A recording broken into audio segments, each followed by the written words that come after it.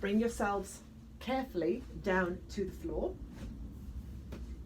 So you'll notice I'm somewhere else today. I'm actually in my office doing this today. Shoulders are wide, back of the neck is long. I want to find an easy curve to the low back, and the feet and the knees are about hip distance apart. Shoulders are widened, and we keep that length in the neck, and we just avoid pushing into the chin. So slightly tighten up through the muscles of the inner thigh. Think about lifting a little to pelvic floor.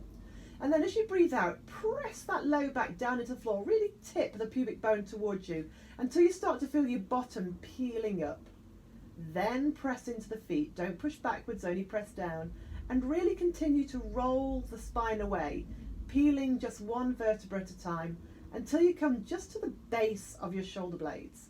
So that as you reach out through the front edge of the knees, your glutes are engaging, your thighs are long, your hips are open, breastbone and the rib cage is softened, and we're not pushing backwards, we're just keeping the weight pressing down through the feet. Take a breath in, and then as you breathe out, melt it back down again. So just easing away. Try to create a sense of moving more space through the spine each time. Release the spine at the end of the movement, find that soft natural curve, and then repeat. So before we press too heavily down, we pull the low back in, we tip that pelvis over, tuck the pubic bone up, then press down into the feet. No movement behind the head. Continue to try and curl the spine. Very often what happens is people then just start to push up through their hips. So try to keep the shortening aspect through the front edge of the body as you pull the pubic bone and the hip bones towards you, staying softened in the breastbone and the ribs. And again at the top of the movement, as you breathe in, really lengthen out, reaching out through the front edge of the knees. Feel those hamstrings, backs of the thighs working, feel those glutes working. Take a breath in, and then as you breathe out, melt it all the way back down, imprinting through. So let's do a couple more of those. Take care not to overreach at the end of the movement. Just pop yourself back to your centered position and then repeat. So rolling the spine through, pressing down, peeling up. Just move softly with the breath.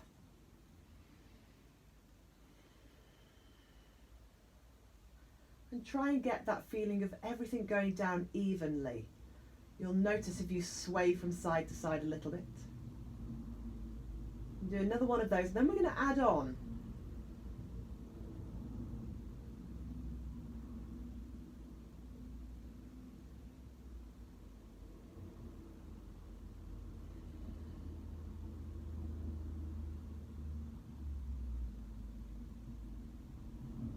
Okay, so this time we're going to roll back up, same thing, we're going to roll back up, but this time we're going to stay there. So we need to find the strength that holds us there. So we don't want to press down too firmly into the arms, really try and work through the feet along the back edge of the body.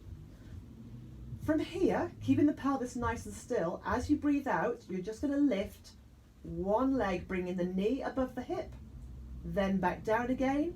Keep those hips as level as you possibly can.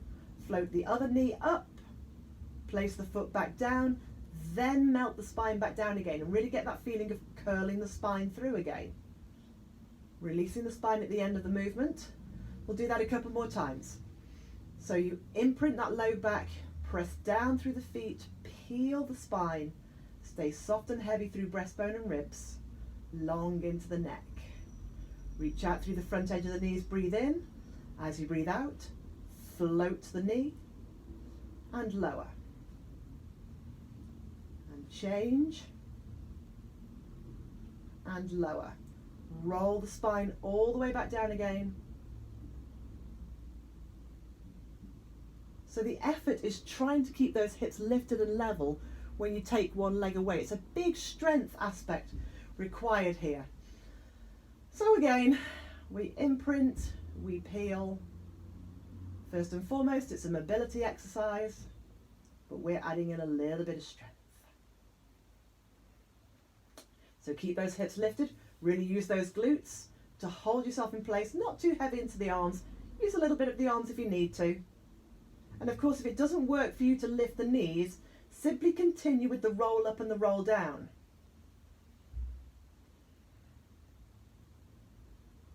the way back down. Lovely. Okay, roll to the side, press through the hands, come to seated.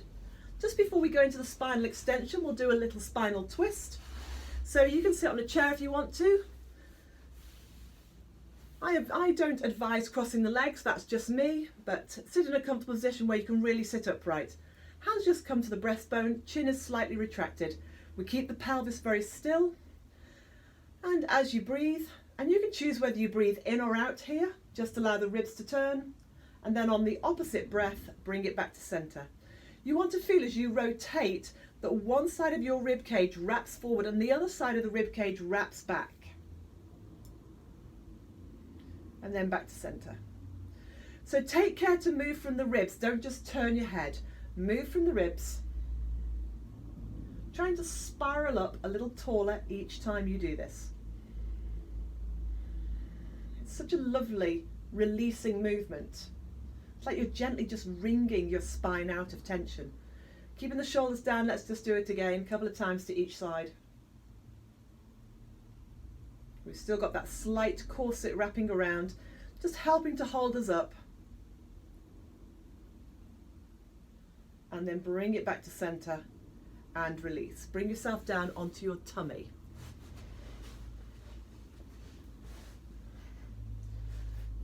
So at this point, I like to put one hand on top of the other and then the forehead onto the hands.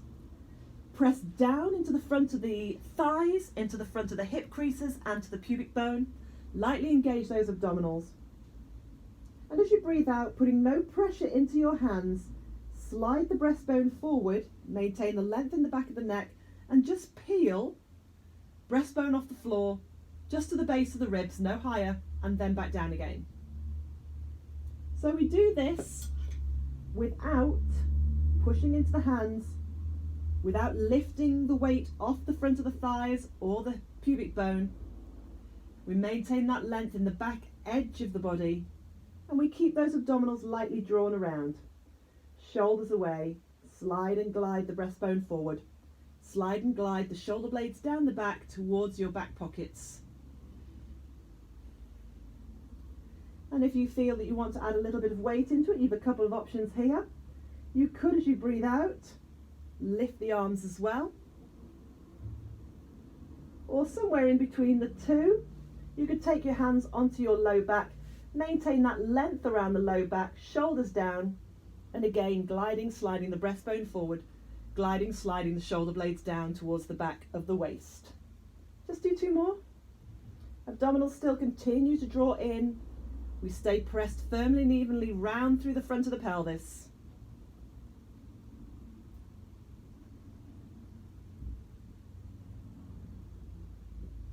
And bringing it all the way back down this time. Slide the hands back underneath the forehead if they're not there. Just give the shoulders a little shrug. And then carefully push to the hands and the knees. And give your back just a little bit of a round out.